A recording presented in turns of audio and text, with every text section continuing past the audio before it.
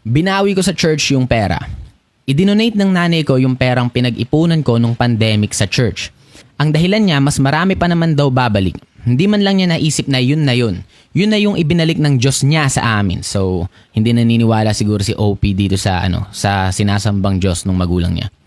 Imagine 2 beses akong na-COVID bilang nurse para lang kitain yung pera, tapos nung nakita niya kung magkano yung laman ng bank book, winidraw niya lahat yung pera at idinonate sa lecheng simbahan. Kung hindi pa ako nag-top up sa ShopeePay, hindi ko pa malalaman. Kasalukuyan akong umangawa sa bahay habang biglang sumingit yung mama ko at proud na sinabing idinonate niya lahat para sa church. Wala man lang itinira maski piso since nabubuhay naman daw kami araw-araw at hindi naman daw kami naghihirap. Okay lang. Pala desisyon. Sa sobrang galit ko, sinugod ko yung church at sinabi ko na wala sa tamang kaisipan yung nanay ko nung ginawa niya yun. Panay sila sabi na hindi binabawi ang biyaya galing sa Diyos. Well, hindi naman Diyos yung nagbigay, no? Isang delusional na nanay yung nagbigay. Pues sa akin, babawiin ko. Ang Diyos nila, oh shit.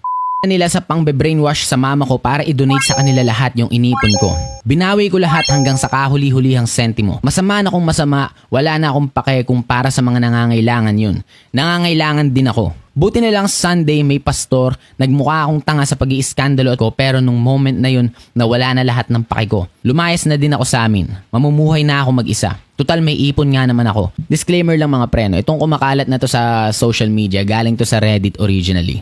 At sa Reddit mga preno, yung mga post dito, pinopost anonymously. At ang pagiging anonymous, pwede siyang gamitin sa 2 bagay mga pre. Pwede siyang gamitin upang pagkunan ng tapang kung sakaling may gusto kang ibahagi na hindi mo masabi ng personal kasi may takot na kaakibat yung pagsasabi ng katotohanan. Minsan nga, pwedeng malagay yung buhay mo sa panganib. O pwede rin naman tong gamitin upang magpakalat ng kung ano man yung intention mong masama, no, nang walang consequence. Kasi nga, hindi ka kilala eh. So lahat ng mababasa natin dito sa Reddit, take it with a grain of salt mga pre, no? Pero dahil hindi naman tayo bago sa mga ganitong storya, no, yung mga miyembro ng simbahan nagiging delusional, hindi mahirap paniwalaan na nangyari nga itong bagay na to. No? Kasi ganito talaga nangyayari madalas sa mga taong nabe-brainwash, diba? Mas nagiging makajos sila kaysa maging makatao. Di naman kami originally dun, nahimok lang siya ng mga kaibigan niya.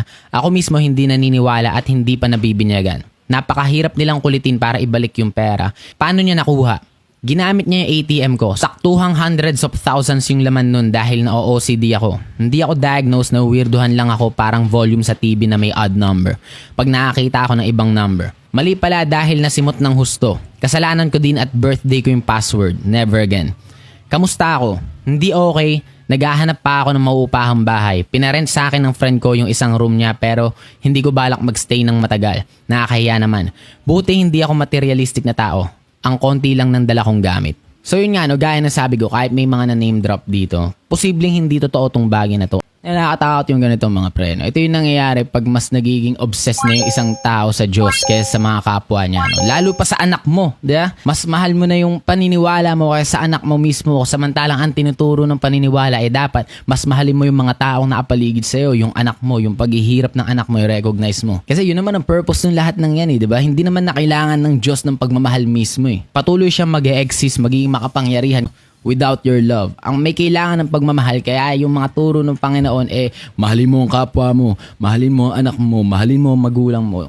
Lahat yan nakafocus na sa kung paano mo in-nurture yung mga kasama mo dito sa mundo kasi yun yung pinaka-importante. Hindi kailangan ng Diyos ng extra pera, no? Hindi niya kailangan. Wala nga pa kaya ang Diyos sa finances kung tutuusin Mas may paki siya kung paano natin to gagamitin para sa kapwa natin. Kasi sa panahon natin ngayon mga preno, wala nang mas magandang blessing pa na ibibigay sa iyo ang Diyos bukod sa financial blessing mga preno. Kumbaga ano pang conversion ang pwedeng mangyari kung ibibigay mo yung pera mo? Saan kayo ba-bless? Good health? Diba? Paano pag may nangyari sa iyo masama? Paano kung wag naman sana, i-donate mo yung pera mo para may bumalik na blessing pero nagkataon, diba? Nagkataon, may nagkasakit sa bahay nyo, anong gagawin nyo, di ba?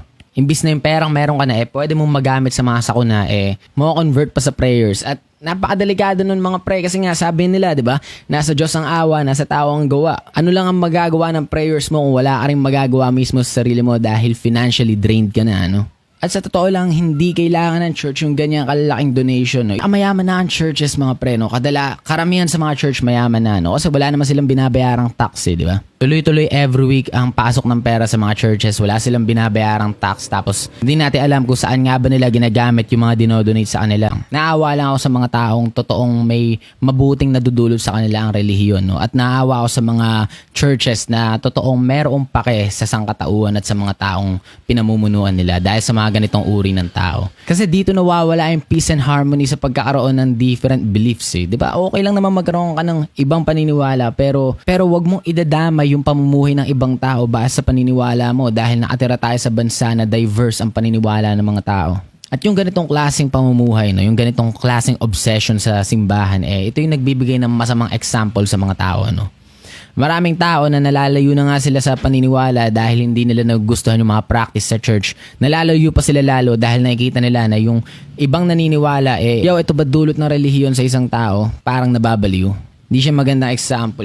Nakakaawa lang yung mga taong totoong may magandang intensyon sa paniniwala nila. No? Yung intensyon na para sa sangkatauhan lang. Para sa love, mga pre, di ba? Pero mababahiran na naman ng mali siya yung simbahan nila dahil sa ganitong klaseng mga delusional na tao. Or di ko alam, baka yun din yung intensyon ng simbahan. No? Although hindi na natin mapapatunayan yun dahil mahirap patunayan ang intensyon, mga pre. Tao lang may kailangan ng pera. Set na si God financially, no? Wala na siyang kailangan. Pag masyado na involved ang pera, mapaisip ka na, no? Sabi nga ni Smuggles, mga pre, kung sila ba ay ginagamit ng Diyos o ginagamit nila ang Diyos para sa... Ila, mga pre?